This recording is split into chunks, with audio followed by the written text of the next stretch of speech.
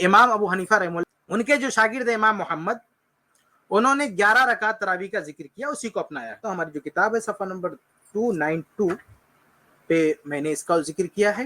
دیکھیے امام محمد جو فقہ حنفی کے امام ہیں, ان کی جو کتاب ہے موطا محمد, جو ان کی کتاب ہے صفحہ نمبر 91, اس میں انہوں نے باب قائم کیا ہے. کیا باب ہے؟ باب قیام شہر رمضان وما فیہ من الفضل, قیام رمضان کے بارے میں. قیام رمضان کس کو بولتے ہیں؟ علامہ لکھنوی نے اس پر جو تعلیق چڑھائی ہے اس میں وہ لکھتے ہیں وَيُسَمَّى التراویح, قیام رمضان کا ایک نام تراویح بھی ہے.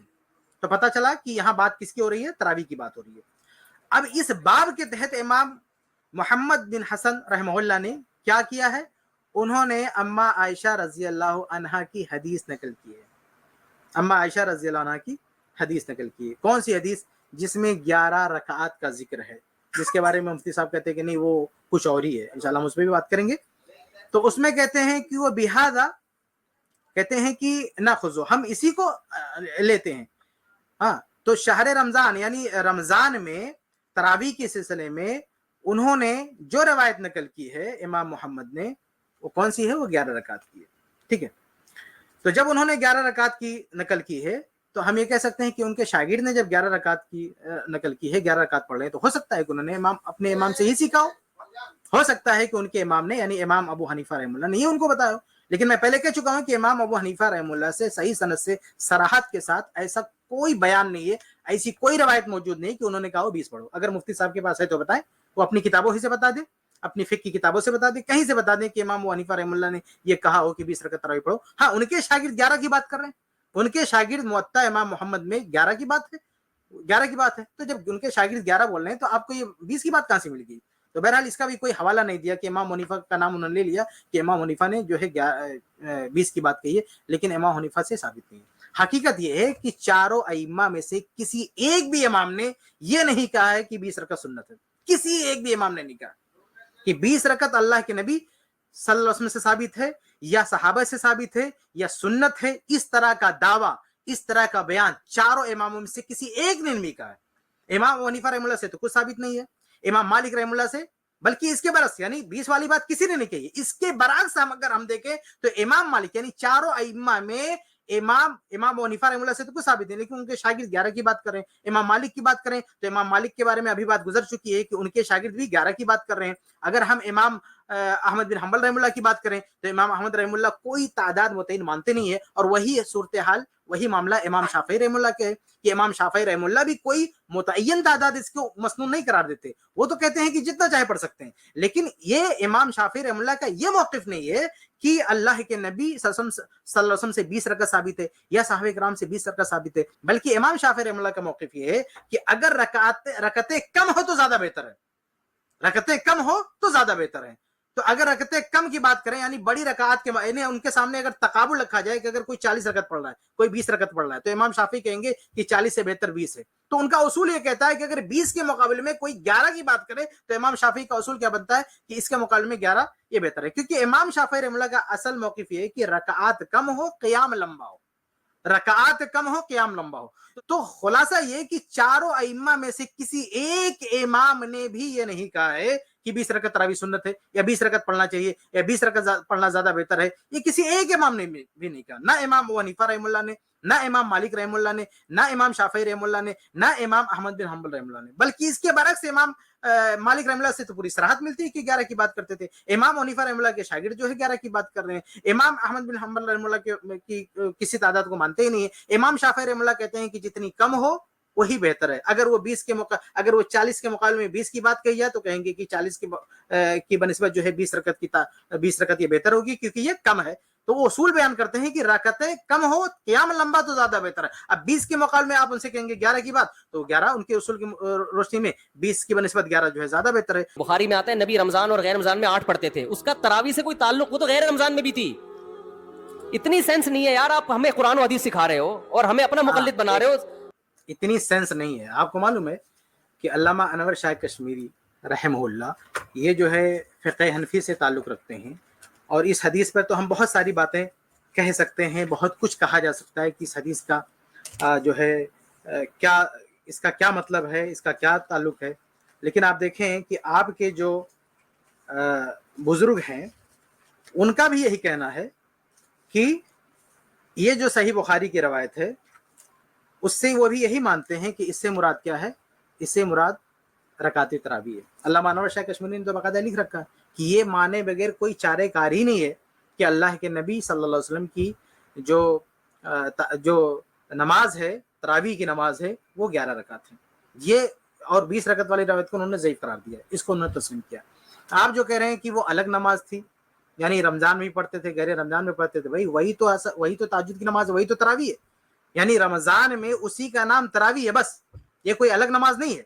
आप इसको अलग साबित कर रहे हैं तो आपके जिम्मा ये सबूत देना लाजिम है कि आप इस चीज को साबित करें कि अल्लाह के नबी सल्लल्लाहु अलैहि वसल्लम ने तरावी भी पढ़ी हो और तहज्जुद भी पढ़ी हो। कोई एक रवायत लेकर आए कि खुद अल्लामा अनवर शाह कश्मीरी ने ये बात कही है कि किसी भी रवायत से साबित नहीं है कि अल्लाह के नबी सल्लल्लाहु अलैहि वसल्लम ने तरावी भी पढ़ी हो और तहज्जुद भी पढ़ा हो। तो आप कह रहे हैं वो अलग नमाज थी, वो अलग नमाज नहीं थी, ये वही नमाज है जिसकी कैफियत रमजान में कुछ बदल जाती है तो उस कैफियत की वजह से उसी का नाम जो है तरावी। और ये तरावी भी अल्लाह के नबी का दिया हुआ नाम नहीं है, न सहाबा का दिया हुआ नाम है, ये तो बाद के उलमा ने इसका जो है तरावी नाम दिया हुआ है। ये लफ्ज तरावी ये न सहाबा या न नबी का दिया हुआ नाम है, न सहाबा का दिया हुआ नाम है, ये बाद के लोगों ने दिया हुआ नाम है। असल जो रवायात में मिलता है वो क़याम रमजान, सलातुल लैल, क़यामुल लैल, इस तरह की रवायत मिलती है। सही बुखारी में क्या मन क़ाम रमजाना, जो रमजान में क़याम करे, क्या मुराद है उससे? मुराद वही क़याम रमजान यानी सलातुत तरावी है। तो बहरहाल ये दोनों एक ही नमाज है। आप जो सेंस की बात कर रहे हैं, आप देखें इमाम बुखारी रहमुल्लाह ने इस रवायत को नकल फरमा अपनी किताब जो है सही बुखारी में, और वहाँ पे क्या चैप्टर क्या है? सलातुत तरावी। और ये जो देवबंदी हजरात ने छापा है उसको किनारे कर दिया। सलातुत तरावी क्या किया, इनके यहाँ से जो नुस्खा छपा हुआ है वो भी कहाँ है, उसमें भी सलातुत तरावी लिखा हुआ है, लेकिन कहाँ पे लिखा हुआ? वो साइड में, यानी पेज के जो है एक तरफ साइड में किनारे लिखा हुआ और नून लगा के लिखा हुआ, यानी किसी नुस्खे में ये लिखा हुआ सलातुत तरावी। बाकी जो अरब से सही बुखारी छपी है उसको आप देखेंगे तो उसमें साफ लिखा हुआ किताब सलातुत तरावी। तो इमाम बुखारी रहमुल्लाह का ये चैप्टर कायम करना सलातुत तरावी और उसके अंदर इस रवायत को लाना, गोया कि इमाम बुखारी रहमुल्लाह का भी यही फहम है कि वो जो नमाज है रमजान की वो वही नमाज जो है तरावी है। बल्कि अब जब पूछा गया अम्मा आयशा रजी अल्लाह ताला अन्हा से कि रमजान में अल्लाह के नबी सल्लल्लाहु अलैहि वसल्लम की नमाज कैसी होती थी, तो अम्मा आयशा रजी अल्लाह अन्हा का जो ये जवाब है, चाहे रमजान हो चाहे गैर रमजान, मतलब ये है कि इसमें भी रकात वही थी। यानी अम्मा आयशा रजी अल्लाह ताला अन्हा का ये फरमाना कि जो गैर रमजान में जो तादाद थी वही तादाद रमजान में भी है, इस बात की दलील है कि गैर रमजान की जो तहज्जुद है और रमजान की जो तरावी है दोनों एक ही है, वो दोनों एक ही है। वरना अम्मा आयशा रजी अल्लाह ताला अन्हा ये सराहत करती कि रमजान में आप तरावी अलग से पढ़ते थे, तहज्जुद अलग से पढ़ते थे, लेकिन अम्मा आयशा रजी अल्लाह ताला अन्हा ने ऐसी कोई सराहत नहीं की, बल्कि ये कहा कि चाहे गैर रमजान में जो आप पढ़ते थे वही रमजान में सेम वही तादाद होती थी, उसमें कोई जो है तब्दीली नहीं होती थी, तादाद के बारे में वही मामला था। इसलिए ये मुफ्ती साहब जो कह रहे हैं सेंस की बात कर रहे हैं, तो ये इमाम बुखारी से ज्यादा इनका सेंस है।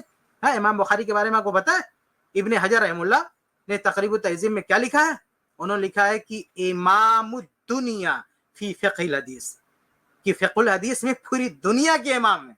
हाँ, किसकी बात करते हैं? आप कह रहे हैं कि मतलब आज के अहले हदीस नौजवानों की तरफ इशारा कर रहे हैं कि इनका फहम है, ये इनका फहम है, ये इनका फहम है कि अम्मा आयशा रजी अल्लाह ताला अन्हा की उस रवायत से मुराद तरावी है, क़याम रमजान है, क़यामुल लैल है। ये फहम आज के अहले हदीस नौजवानों का है, ये फहम इमाम दुनिया फी फ़िक़्हिल हदीस का है, ये फहम इमाम बुखारी रहमुल्लाह का है, ये फहम तमाम सलफ के इम्मा का है, सलम के फुक़हा का। ये तो आप लोगों ने ये जो है उसमें शोशा निकाला है कि तरावी अलग है और जो है तहज्जुद अलग है। ये तरावी अलग, तहज्जुद अलग, ये बात के लोगों का उठाया हुआ। और देखिए जो फ़िक़्ह हनफी में जो 3 टॉप लेवल के इमाम है, इमाम अबू हनीफा रहमहुल्लाह, इमाम मोहम्मद अल-शैबानी रहमहुल्लाह और इमाम अबू यूसुफ रहमहुल्लाह, इन तीनों में से जो इमाम मोहम्मद अल-शैबानी रहमहुल्लाह, ये दोनों से तो हमको कुछ सबूत नहीं मिलता, लेकिन मोहम्मद अल-शैबानी रहमहुल्लाह उन्होंने अपनी हदीस की किताब के अंदर तरावी के बाब के अंदर वही हदीस को लाए हैं जो हज़रत आयशा रज़ी अल्लाह की रिवायत है, वो सही बुखारी वाली 11 रकत वाली, उस हदीस को लाए किसमें? तरावी के बाब के अंदर।